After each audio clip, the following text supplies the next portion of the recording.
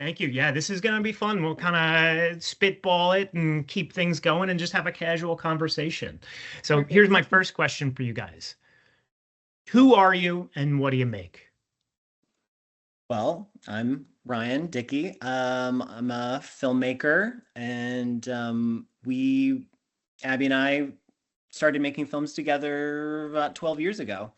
And we lived in New York for a long time, and we've been in Connecticut for 5 years now. And we make all sorts of stuff: feature films, short films, commercials, music videos. We love to cook. We play tennis. We do stuff like that. And my name's Abby Horton. I grew up in Middletown, Connecticut, went to Wesleyan, so I'm Connecticut born and bred. I spent about 10 years out of the state, mostly in New York City. And then now we're back in Marlborough, Connecticut. And my dad's whole side of the family is from next door in Hebron. So I have like a lot of connections to the state and like where we live right now. So it's great to be back. I'm from Awesome. Dallas, Texas originally, so this is wonderful to be here in Connecticut. I was about to say, Dorothy, you are far from home at this point. Far from home and happy to be. Yeah. Well, this is the new home. I too am not from Connecticut. I've also been here less than 5 years. Was also in New York as well, and there's a lot of similarities here. Also love Mhm. filmmaking, cooking, and tennis as well. Hey. Nice. Hey, hey, good place for that. So Yeah. tell us a little bit more about how you guys met. It was 12 years ago on set. Tell us how you came together and how the spark happened, not just romantically, but more importantly, creatively. Yeah. We met 12 years ago working on an indie film called Blue Ruin that ended up doing great. It's a great film. It played at Cannes. Check it out. It's on Netflix. But it kind of was an interesting way to start our relationship because we started really like in the trenches of filmmaking together, which requires so much trust and communication and problem solving under stressful situations, which you could also, it's a pretty good analogy for a relationship. And so, we met working and we were both passionate about filmmaking. Our dream was to make movies, and that really kind of became, a connecting thread between us and throughout our relationship. So, kind of since we've been together, we've been making films together. We've been working together as well. Not all the time, which is important. Yep.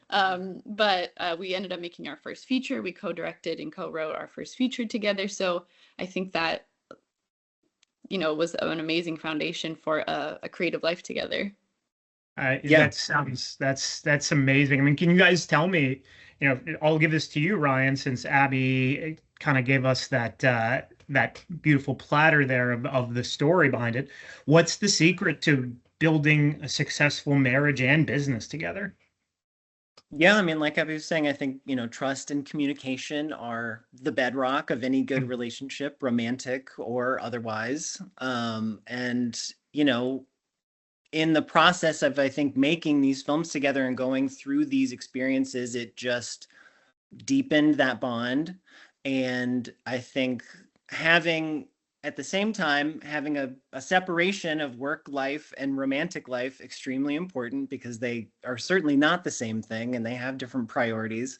And so we try to find that balance and keep it, which is, of course, an ever sort of shifting, When you're in production, it's a little harder. when you're on set for a month, you're in there, but then hopefully you can then take a month of vacation somewhere together too, and, kind of not have one thing overpower the other because life is about having all sorts of experiences and having, making our movie together will forever bond us, going through the hardship of that and the joy of that, which, I think if we wouldn't have been together, it would be really hard to probably relate some of these experiences because they're so unique and can be so kind of strange and outside of what, most normal people do for work and what they experience, in their ambitions and stuff. So we feel very fortunate that we've like not only found each other, but we have so much in common, but also like we have a lot in common, but there's a lot of things that we don't have in common. We have a lot of differences, and I think that's what sparks a lot of our creative, fire and like keeps our perspectives in check, and that's a really good thing. Well, that's such an important part of being in a creative relationship or even a creative ecosystem, is having people who you feel comfortable and you have that trust and you can bounce things off of them in a safe space. Yes. And I think like Totally, that because psychological safety is probably one of, if not the most important thing, whether it's a personal or professional relationship. completely, those challenges and challenging each other is part of, the pressure that makes the diamond, and like you need to be able to voice, your feelings about things and be willing to accept criticism about stuff in a constructive way and not take it too personally, and try and like think about the larger goal, which in the film sense is, the project itself. It's not about one idea or one individual's will or something. And the same thing goes with a romantic relationship. It's a two-way street. So how did you guys end up leaving New York and coming to Connecticut? I mean, it seems for probably a lot of folks who could potentially be listening to that, it's a big jump. I mean, New York has a much larger, not just Hollywood film and television industry, but also a production industry, especially with a lot of those creatives in advertising and marketing. Yeah. Something that we always find funny is that like we both moved to New York to pursue our dream of making movies, and we had to come back to Connecticut to make our movie. Amen. And how strange is that? I mean, you'd be shocked how many people actually have very similar stories. I mean, I think mine is not far from it. I mean, I moved to New York right after graduation of college, looking to make my life and career. And I'm not saying I didn't achieve what I wanted in New York, but my career did not become what it is now until I came to Connecticut. This was the place where the door opened and it was off to the races. There was so much opportunity and the opportunity and the chance to thrive. And I think there's something to be said about being a big fish in a small pond versus a small fish in a big pond. Maybe you have to know yourself to get that. Yeah. And it's also like, to kind of lead a creative life and make projects and make work takes so much time and your own personal resources. And to live in a place like Connecticut that's a little less driven by like capital and trends, I think allows you as a creative person to kind of fill this space that's around us, and this different type of beauty that's around us here, and kind of become a different type of creative person that can actually create the things that have been in your mind this whole time. Even before we made our feature here, I'd keep coming back to Connecticut to shoot my short films. And then I think that also gave us the confidence to be like, we've come to Connecticut to shoot short films all the time. We know we can do this here. We have the support, we have the space, we have the time. And so that definitely gave us the confidence as well to be like, this is the place to make our feature. And even since moving here, we've both just become more creative. I've taken up painting again. Ryan's gotten into making music again. It's like really shifted the wires in our brain to be like, we can live a creative life that's in pursuit of making art that's outside of what perhaps we grew up thinking you had to do. Yeah, sure. That is so refreshing and enriching to hear. I mean, I'm happy for you guys that you feel that way being here, and more importantly, that you're in a spot where you're happy with it. Yeah, like New York's 2 hours away. If we need to go in, we want to see this really obscure movie that's only playing at Film Forum, or like go see what's at the Whitney, and you can go in and do that too. So it's nice to have that balance.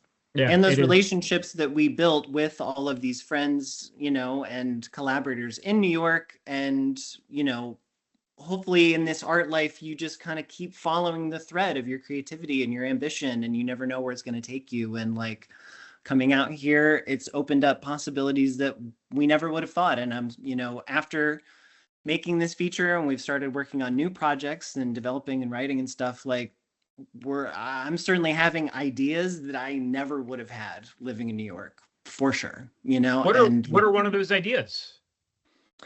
yeah, I mean, for example, even just being so much more connected to nature here, you know, in a way that, again, has rewired my brain. Living, you know, over a decade in New York, you're like, you know, only taking little tiny weekend trips to see a tree, you know, and not anymore. Now it's like I wake up and there's a bunch of animals that I've never seen before, and a bunch of trees that I see everywhere all day, every day. And it just makes you think about, you know, the way that life works and the way that, you know, humans have come to be the way they are. And like, I think in New York, like Abby was saying, you know, you're kind of like inundated with commercial, you know, sort of commerce.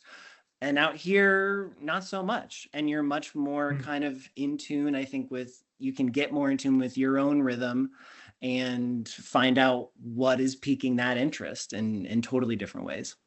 Yeah, there's such flexibility. I mean, I've found personally that, so I live in a more rural part of the state, but within 15, 20 minutes, I can be in a city. I can be in a Hartford. And if I want to drive a Yes. little further, 45 minutes, I can be in New Haven. So For I can sure. get that cultural, I can whet my cultural appetite in that way. And that flexibility is fantastic. Yeah. I mean, we're Yeah. actually talking about that flexibility, and you guys are talking about change of scenery.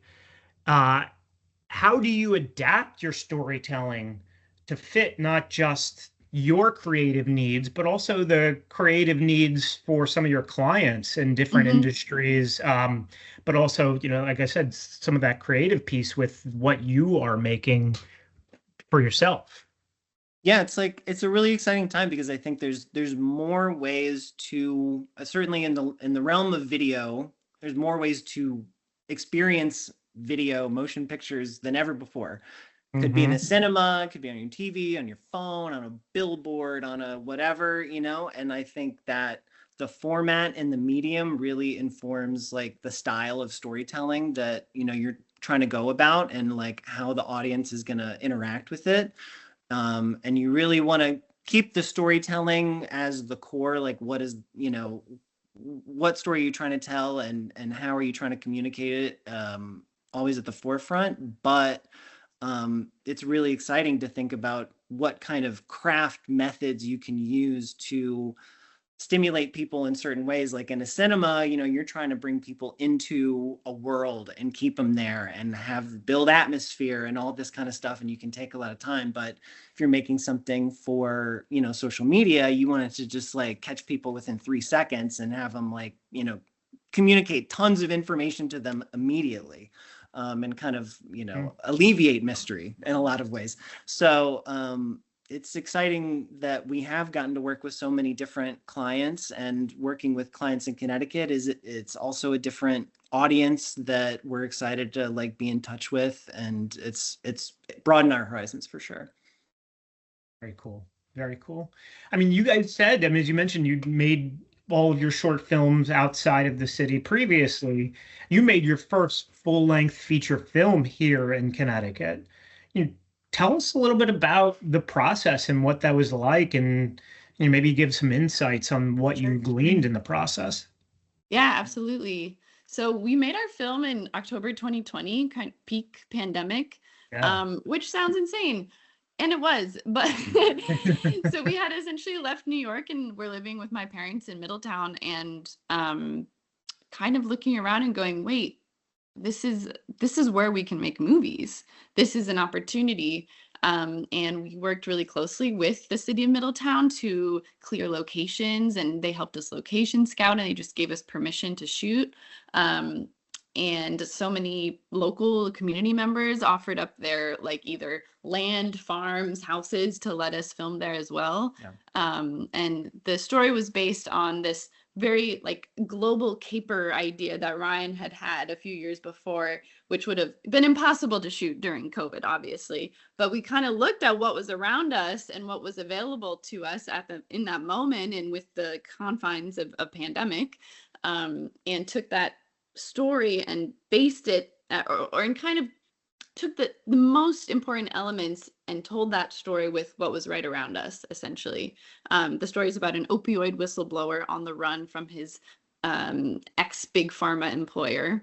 And so we shot a lot outside. We shot in Hartford, we shot in East Lyme, we shot in Middletown, we shot at Bradley Airport. And it was an amazing experience, and it definitely showed us that you can make movies anywhere. Mm-hmm. You know, you really can. Like, we have cameras, we have editing software, we have actors, crew. You know, you can truly make your art, your film wherever, and Connecticut is such a wonderful place to do it. And we have new projects that we want to be shooting in Connecticut as well. So it was definitely a really inspiring, it was very hard, very difficult, but it was a very inspiring moment, and really shifted our brains and how we can continue with this path of filmmaking. Let's put a pin in that. I want to hear a little bit more about some of the projects that you want to do in the future. That's really interesting. Pausing that for a moment. I mean, I think a lot of people out there are not aware of the fact that Connecticut does have a robust film, television, and digital media ecosystem. It was last winter, actually. It's coming up on a year. We launched the Connecticut Christmas movie trail. So there are 23 movies that were about Christmas, set in Connecticut. So I think because of the diversity of towns and cities and landscapes, folks have chosen to film that here. But we also have, shockingly, or not shockingly, actually, a lot of Hallmark movies beyond just Christmas are filmed here, because you can get a Brooklyn-style brownstone shot in Hartford or New Haven. And you could also get a bucolic pastoral scene out on a farm. We have the ocean, we have hills. So there are a lot of folks. I mean, it's also the home of the WWE.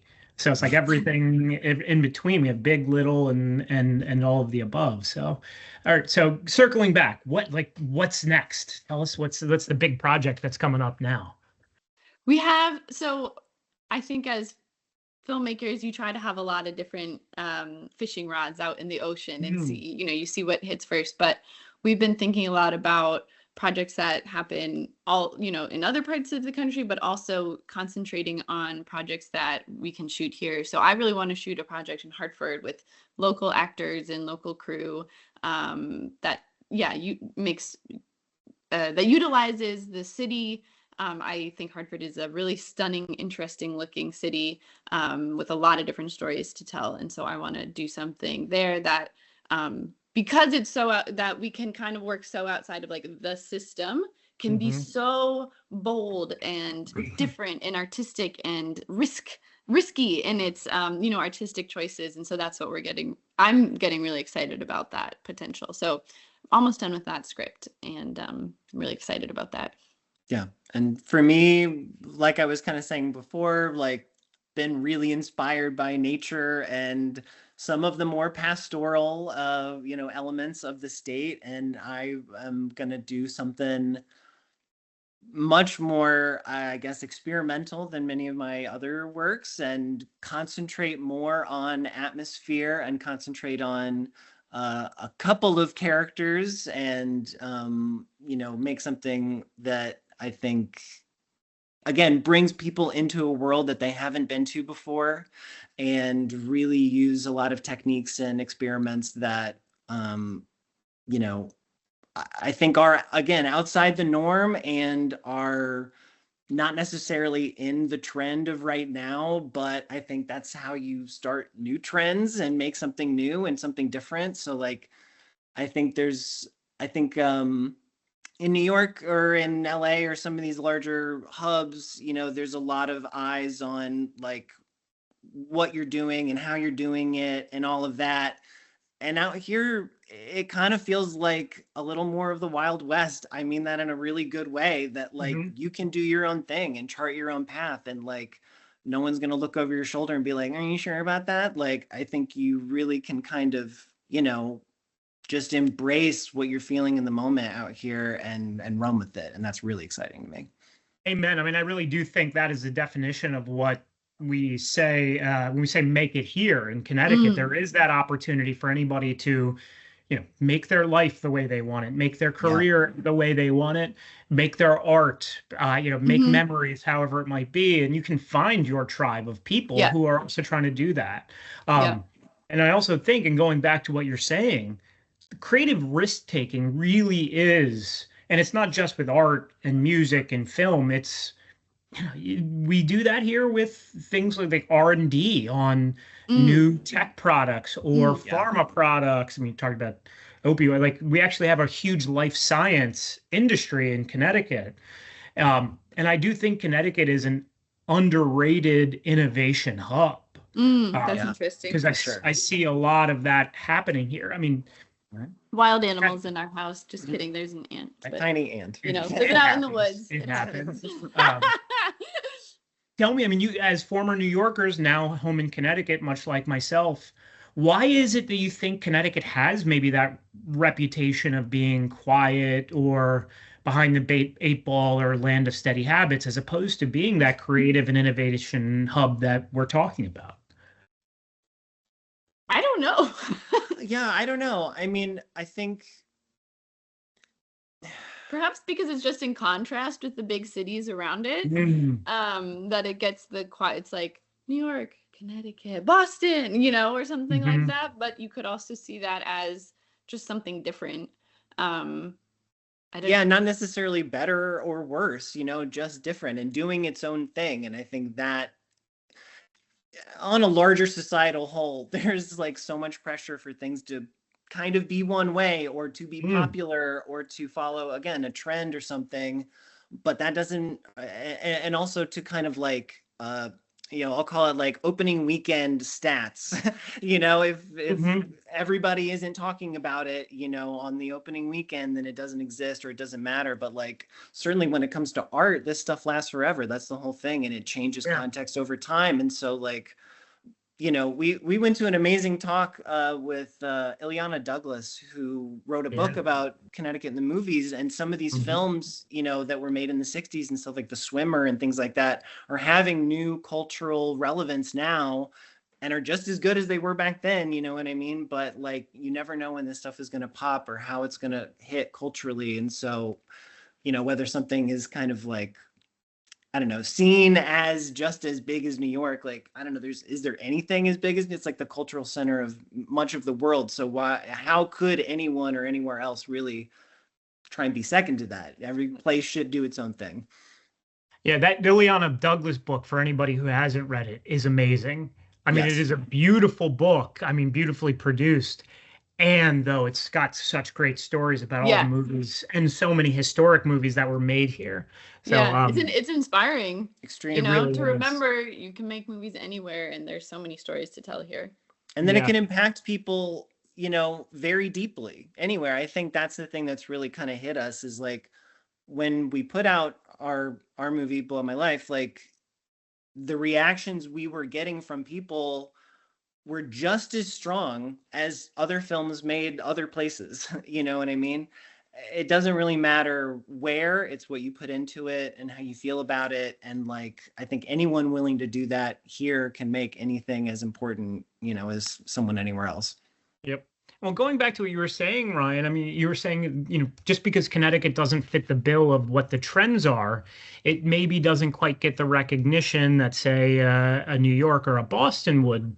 An article actually just came out in in the Boston Globe today about how Connecticut should secede from New England as a strategy. And I gave a comment to the reporter and I said, it's an interesting thought. I'm not going to poo-poo it. I actually like where we're positioned because we are different, because we are unique. We are not quite New York. We're not quite New England. And that helps us both from a marketing standpoint to be different, but also as a creator, somebody who has the creative in my blood. I'm always tinkering. From a storytelling standpoint, my goodness, it's just a richer place to be for that aspect.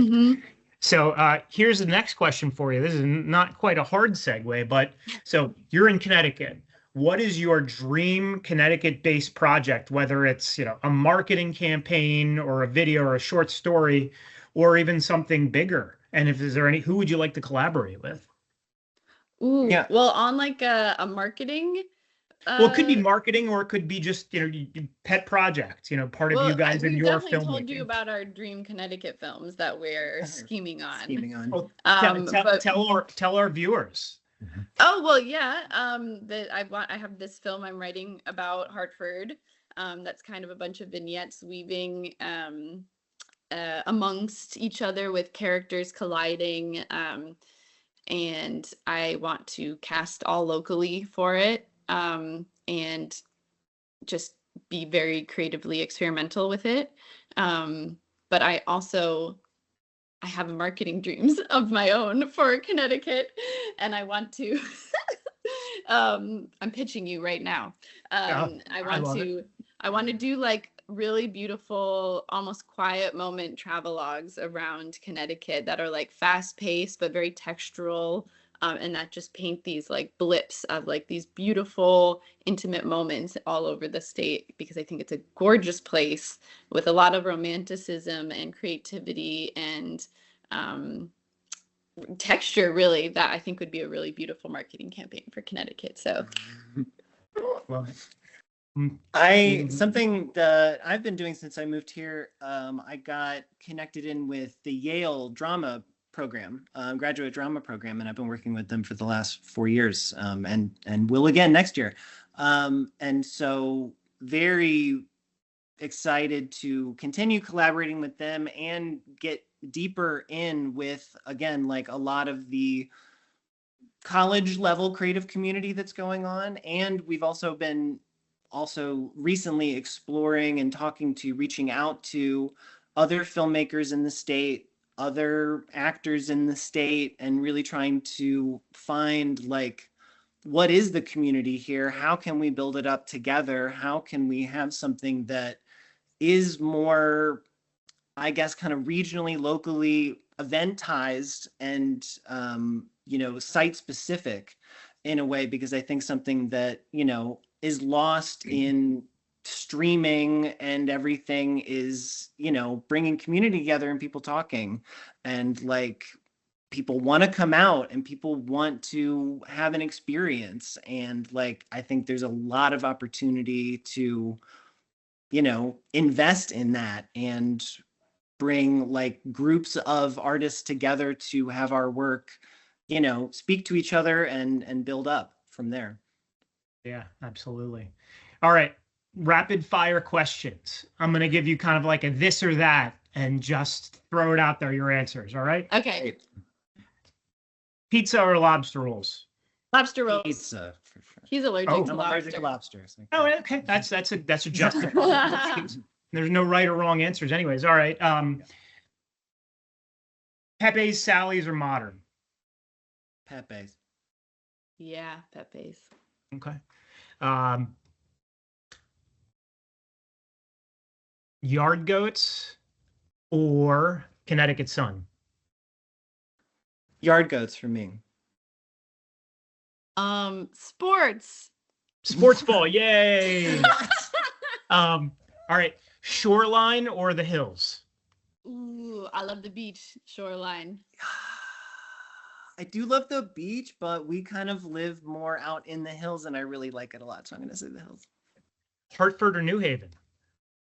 Oh, Hartford. I'm going to say New Haven because I've been spending a lot of time there with Yale and I've had a lot of good times there. Okay. UConn, men's or women's basketball? Women's. Women's. Yeah. Right. Last but not least, would you rather Connecticut be known as the pizza capital or an innovation capital? Innovation. Innovation capital. I mean, pizza is important. Extremely important. Don't get us wrong. A lot of innovation to be done in the realm of pizza, but I think general innovation. I feel like innovation gives us a lot more options. Yeah, certainly. Yeah, that's fair. Very fair. Well, thank you guys so much for taking the time to chat with me on the first episode of Making It. I had a lot of fun and learned a lot about you guys, not only your business, but your life. And thank you for the insights. I mean, as a co-creator, somebody who's in that creative ecosystem, it helps to hear other people with both similar outlooks, but also a little bit different, to know Yeah. that, and how we can not only feed off one another, but continue pulling in one another's insights to create our own. So Definitely. Yeah. Definitely. awesome. Well, I Thank hope you. you Thank guys you so have much. an absolutely wonderful day, and thank you again. Thank you. Bye.